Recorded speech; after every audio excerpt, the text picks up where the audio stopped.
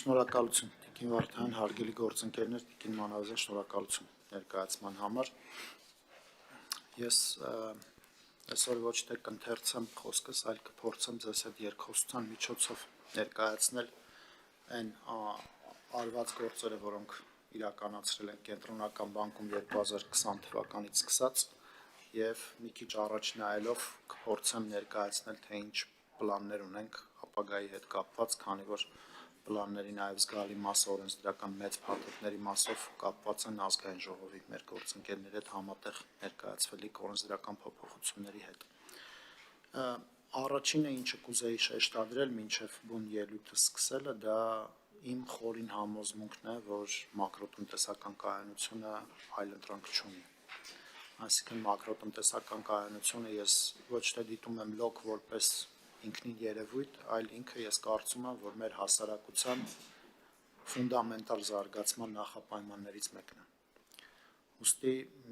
մեր նախորդ տարիների ջանքերը գերազանցապես նպատակադրված են եղել երկրում մակրոտնտեսական կայունության ապահովմանը։ Ուզում եմ բոլորիս հիշեցնել ու երևի մի պահ հետ տանել 2020 թվական, այն պահը, երբ ես ստանձնեցի կենտրոնական նախագահի պաշտոնը, դա հունիս ամիսն էր,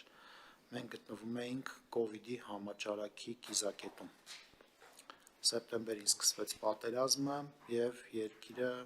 ըստ էության գտնվում էր շատ ծանր սոցիալ-տնտեսական իրավիճակում ու կենտրոնական բանկի ու մեր թիմի առջև երևի թե ամենամեծ գերնպատակը դա կայունության ապահովումն էր, որի ներքո մենք արեցինք մի քանի կարևորագույն քայլ քաղաքականության տեսանկյունից, որն էլ հետագայում մեզ բերեց այն մտքին, որ մենք քաղաքականության շրջանակը policy framework կոչեցյալը պիտի փոխենք։ Առաջին ամենակարևորը նա էր, որ մենք ի տարբերություն շատ կենտրոնական բանկերի մտածում էինք, որ օժանդակության ծրագրերը եւ ստեղծված իրավիճակը աներկբա բերելու են գնաճի։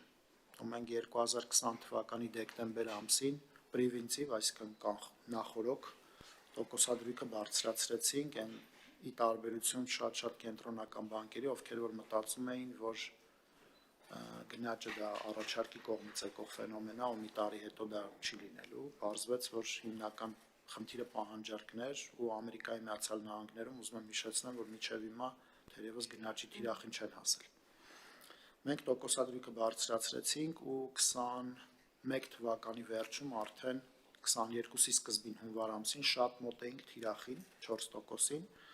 բայց սկսվեց ռուս-ուկրաինական պատերազմը 22-ի փետրվարին ու գնաճը նորից գնացվել է, որովհետև բոլորդ հիշում եք, թե ինչ ներհոսք եղավ մարդկանց կապիտալի եւ ֆինանսական միջոցների դեպի Հայաստան, այսինքն արտաքին պահանջարկի ընդհանուր իրավիճակը եւս մեկ բարդություն ստեղծեց մեզ համար։ Երկրորդ խնդիրը, ու մենք 23-ին բնականաբար տոկոսադրույքը նորից բարձրացրեցինք, 23-ին գնաճը իջավ թիրախից ներքև ու մենք հետևողականորեն սկսեցինք տոկոսադրույքը նվազեցնել, 2 տարի անընդմեջ թիրախից ներքև գտնվեցինք, հիմա եւս մտնում ենք նոր ակնկալվող ճգնաժամային փուլ, որովհետեւ շատ դժվար է կանխատեսել, թե ինչ կլինի Ամերիկա-Իսրայել-Իրան հակամարտության արդյունքները։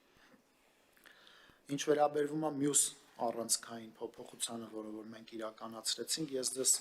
փաստաթուղթ եմ ներկայացրել, կխնդրեմ նայեք այդ փաստաթուղթի 3-րդ էջը։ 3-րդ էջում պատկերված է կենտրոնական բանկի միջամտությունը արտարժութային շուկայում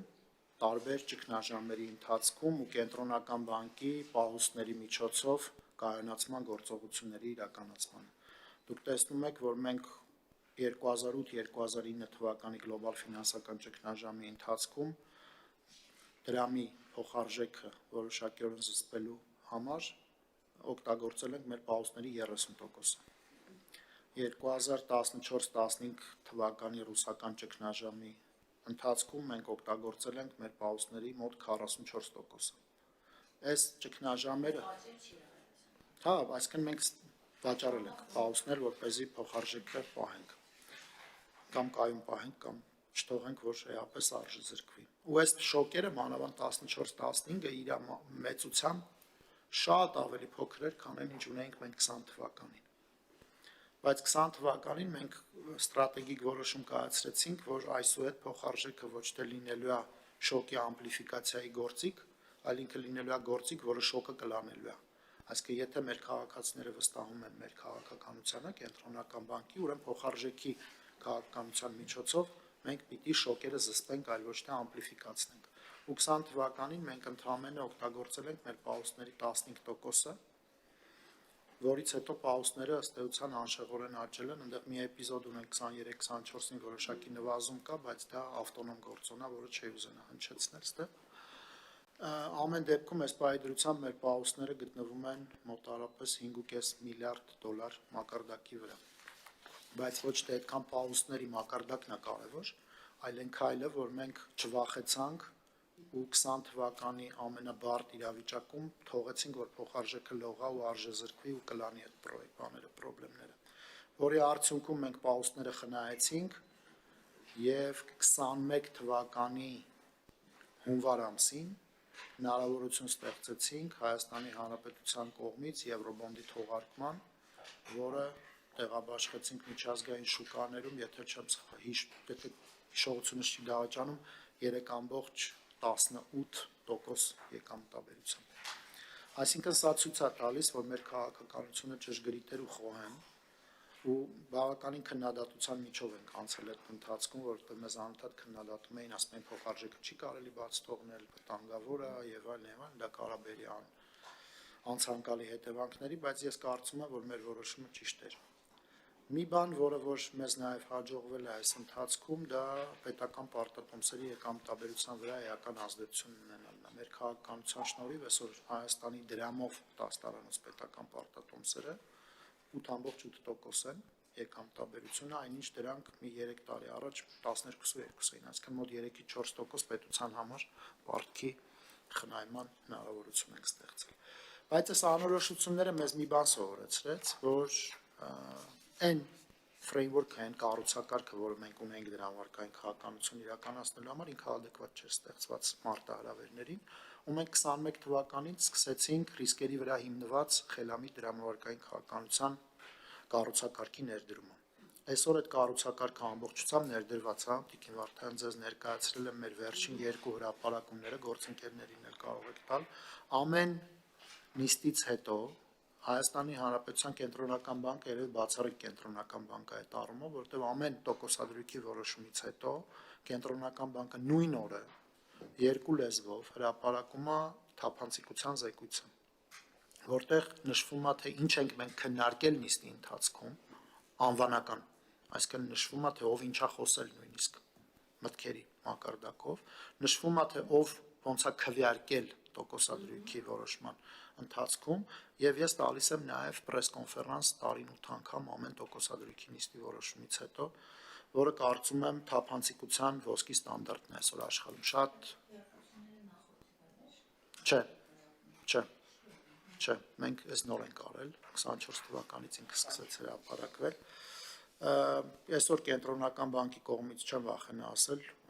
որ համարվում է կենտրոնական բանկինգի կամ դրամարկային քաղաքականության իրականացման ոսկի ստանդարտ, այսինքն շատ կենտրոնական բանկեր այսօր ձգտում են անել այն, ինչը մենք արդեն մեր մոտ ունենք։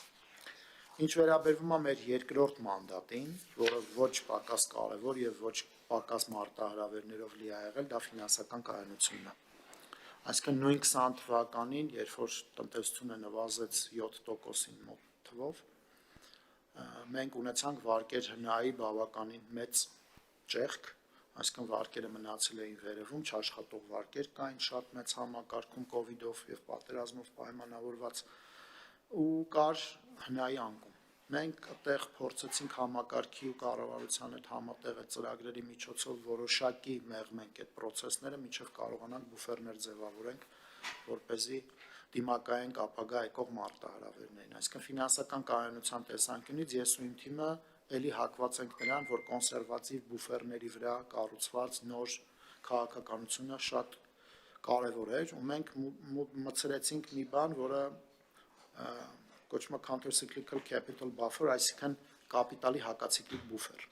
Ու ժամանակին հակացիկլիկ բուֆերը կար 0% մակարդակի վրա, մենք կասեցինք, որ նեյտրալ մակարդակը կապիտալի հակացիկլիկ բուֆերի 150%-ն է։